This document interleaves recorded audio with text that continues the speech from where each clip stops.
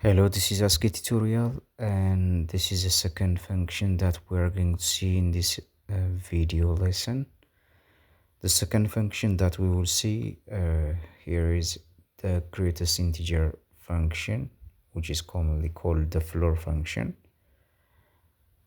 Now we will see in detail the functional aspects, and in fact there is also graphical aspect, and we are not going to look the graphical aspect of this function. So we will see only the functional aspect, that is the definition, and some algebraical analysis concerning the function. The floor function is also called the step function. It has its own reason why they call it step function, because the graph looks like a step. For that matter, it is also known as step function.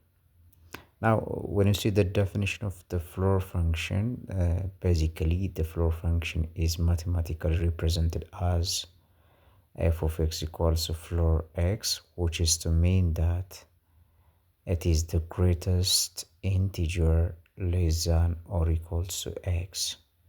Now, from the definition, we can clearly understand that the value of x will be x itself whenever x is an integer, but in case when the value of x is a decimal number between integers, the value or the range of the function will be the greatest integer, which is less than the decimal number. Now, in fact, understanding this theoretical definition may seem very difficult, but it's very easy. Now let us see this one. Now the floor 3, what does floor 3 means? Since 3 is an integer, the value of floor 3 is definitely 3 itself. Now if you see the second one, what is the value of floor 1.2? Floor 1.2, as you can see, 1.2 is a decimal number. So we are going to consider the greatest integer, which is less than or equals to the value itself. So if you consider all integers which are greater than or equals to 1.2, we can find that the value to be actually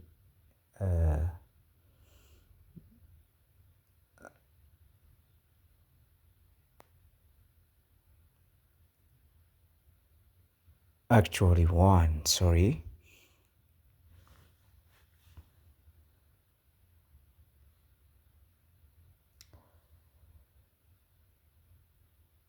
But in case if the number is negative 4.5, the greatest integer, which is less than or equals to negative 4.5, will be negative 5. You don't have to confuse whenever the decimal number is negative or positive.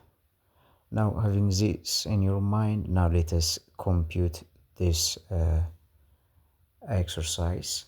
It says floor negative pi minus floor e. By the way, e is actually a natural exponential that has the value 2.7 something, and you know that pi is approximately equals to 3.14. So this is to mean that floor negative 3.14 minus floor 2.72.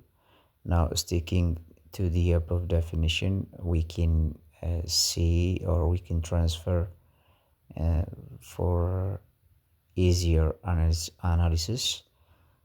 We can rewrite the values. Now, sticking to the definition, this value is exactly equals to negative 4 minus, and that one is in fact 2. Negative 4 minus 2 is exactly equals to negative 6. Thank you very much.